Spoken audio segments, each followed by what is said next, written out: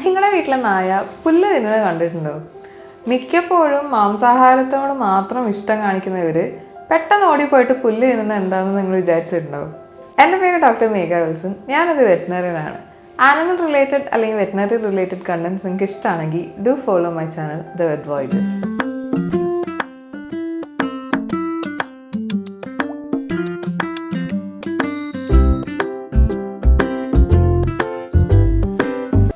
ഒരുപാട് കാരണങ്ങളുണ്ട് ഇങ്ങനെ നായ്ക്കൾ പുല്ല് തിന്നുന്നതിന്. ഒന്നാമത്തെ കാര്യം അവർക്കത് ഇഷ്ടമാണ് എന്നുള്ളത് തന്നെയാണ്. പൊതുവെ കടിക്കാനും ചവയ്ക്കാനൊക്കെ ഇഷ്ടമുള്ള ആൾക്കാരാണല്ലോ ഇവർ. മാത്രമല്ല ഇവരുടെ മറ്റ് ബന്ധുക്കൾ, അതായത് ചെന്നായ, കുറുക്കൻ, ഇവരൊക്കെ ഇങ്ങനെ കാട്ടിലാണെങ്കിലും പുല്ല് തിന്നണത് നമ്മൾ കാണാറുണ്ട്. പുല്ല് ദഹിപ്പിക്കാനൊന്നും നമ്മളെപ്പോലെ തന്നെ ഇവർക്കും കഴിയില്ല. പക്ഷെ പുല്ല് എപ്പോഴും ഇവർക്കും ഒരു നല്ല ഫൈബർ സോഴ്സാണ്.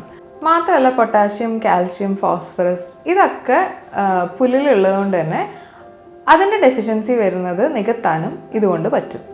ഒരു പ്രീബയോട്ടിക് ആയിട്ടും പുല്ല് ആക്ട് ചെയ്യും. അതായത് നായുടെ വയറ്റിലുള്ള ഗുഡ് ബാക്ടീരിയാസിന് കൂടുതൽ ആരോഗ്യം കൊടുക്കാൻ പുല്ല് സഹായിക്കും. അതുപോലെ തന്നെ വയറ്റിലകത്തുള്ള ഉരുണ്ട വിരകളെ ആഗിരണം ചെയ്ത് വിസർജ്യം വഴി ഇത് പുറത്ത് തള്ളാനും പുല്ല് കഴിക്കുന്നതിലൂടെ സാധിക്കുന്നു. ഇനി രണ്ടാമത്തെ കാര്യം എന്ന് പറഞ്ഞാൽ ഇത് നായ്ക്കളെ ഛർദ്ദിക്കാൻ സഹായിക്കുന്നു എന്നുള്ളതാണ്. ഛർദ്ദിക്കുന്നത് നല്ല കാര്യമാണെന്ന് വെച്ചിട്ടുണ്ടെങ്കിൽ ഈ നായ്ക്ക് എന്തെങ്കിലും വയറുവേദനയോ അങ്ങനെ എന്തെങ്കിലും ഉണ്ടെങ്കിൽ, അതായത് ചിലപ്പോൾ ഗ്യാസ് കൊണ്ടായിരിക്കാം, ഇല്ലെങ്കിൽ ഫുഡ് അലർജീസ് അങ്ങനെ എന്തെങ്കിലും ആണെങ്കിൽ ഇത് പുല്ല് നിന്ന് ഛർദ്ദിക്കുമ്പോൾ എന്ത് സംഭവിക്കുന്നത് വെച്ചാൽ ഈ ഫുഡ് അലർജി കോസ് ചെയ്യുന്ന അല്ലെങ്കിൽ ഈ ഗ്യാസ് ഉണ്ടാക്കുന്ന അതുകൂടെ ഈ ഛർദ്ദിക്കുമ്പോൾ പുറത്തേക്ക് പോകും. പക്ഷേ 25% നായ്ക്കൾ മാത്രമേ ഇങ്ങനെ പുല്ല് തിന്ന് ഛർദ്ദിക്കുന്നതിൽ സക്സീഡ് ചെയ്യാറുള്ളൂ. രാവിലെ തന്നെ പുല്ല് തിന്ന് മഞ്ഞ കളറിൽ ഛർദ്ദിക്കുകയാണെങ്കിൽ അതിനർത്ഥം ഒരുപാട് നേരമായിട്ട് ഈ നായൊന്നും ഭക്ഷിച്ചിട്ടില്ല എന്നാണ്. അതുകൊണ്ട് നിങ്ങൾ ഭക്ഷണത്തിൻ്റെ ടൈമിങ് ഒന്ന് നോക്കുന്നത് നല്ലതായിരിക്കും. ഇനി എപ്പോഴാണ് നമ്മൾ ഈ പുല്ല് തിന്നുന്നത് പേടിക്കേണ്ടതെന്ന് വെച്ചാൽ, അതുവരെ കാണിക്കാത്ത ഒരു സ്വഭാവമായിട്ടാണ് ഇവർ പുല്ല് തീറ്റ തുടങ്ങണമെങ്കിൽ നമ്മൾ കൊടുക്കുന്ന ഭക്ഷണത്തിൽ ഫൈബറിൻ്റെ കണ്ടൻറ്റ് ഒന്നും കൂടെ ക്രമീകരിക്കണം അല്ലെങ്കിൽ ശ്രദ്ധിക്കേണ്ടതായിട്ടുണ്ട്. ഇനി കുറവാണെന്ന് നിങ്ങൾക്കും തോന്നുകയാണെങ്കിൽ ക്യാരറ്റ്, ബ്രോക്കോളി, ബീൻസ് ഇതൊക്കെ പുഴുങ്ങി കൊടുക്കണം നല്ലതാണ്. അതുപോലെ ചില സന്ദർഭങ്ങളിൽ പ്രോബയോട്ടിക്സ് കൊടുക്കേണ്ട ഒരു ആവശ്യം ഉണ്ടാവും.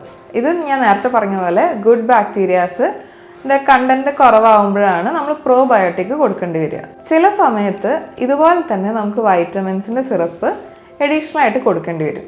ഇങ്ങനെ എന്തെങ്കിലും ഉണ്ടെങ്കിൽ ഒരു ഡോക്ടറെ കാണുന്നതായിരിക്കും എപ്പോഴും നല്ലത്. ഇനി രാവിലെ തന്നെ നിങ്ങൾ കൂട് തുറക്കുന്ന അല്ലെങ്കിൽ വാതിൽ തുറക്കുന്നത് കാത്തിരുന്നിട്ട് പുല്ല് ആർത്തിയോടെ പോയി തിന്നിട്ട് ഒറ്റയടിക്ക് ഉടനെ തന്നെ ഛർദ്ദിക്കുകയാണെങ്കിൽ എന്തെങ്കിലും വയറിന് പ്രശ്നമുണ്ട് അല്ലെങ്കിൽ അങ്ങനത്തെ എന്തെങ്കിലും ഭക്ഷണം അകത്താക്കിയിട്ടുണ്ട് എന്നാണ് അർത്ഥം.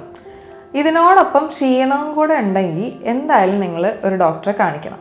അതല്ല മണത്ത് നോക്കി ഉറപ്പുവരുത്തി ഇങ്ങനെ ചില പുല്ലുകൾ മാത്രം ആണ് കഴിക്കണമെങ്കിൽ നിങ്ങളിതിൽ പേടിക്കേണ്ടതായിട്ടൊന്നുമില്ല.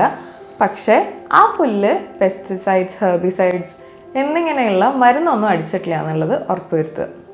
നമ്മളെല്ലാവരും കരുതുന്ന പോലെ ഡോഗ്സ് ഒരു സ്ട്രിക്റ്റ് ആയിട്ടുള്ള മാംസാഹാരിയല്ല. സ്ട്രിക്റ്റ് കാർണിവോർ ഗണത്തിൽ പെടുന്ന ഒരു മൃഗമല്ല നായകൾ. നമുക്ക് സ്ട്രിക്റ്റ് കാർണിവോർ ആയിട്ട് കൺസിഡർ ചെയ്യാൻ പറ്റുന്ന ഒരു മൃഗം എന്ന് പറഞ്ഞാൽ പൂച്ചയാണ്. പക്ഷെ പൂച്ചയിലും ഇതേ കാരണങ്ങൾ കൊണ്ട് തന്നെ പുല്ല് തീറ്റ ഒക്കെ കാണുന്നുണ്ട്.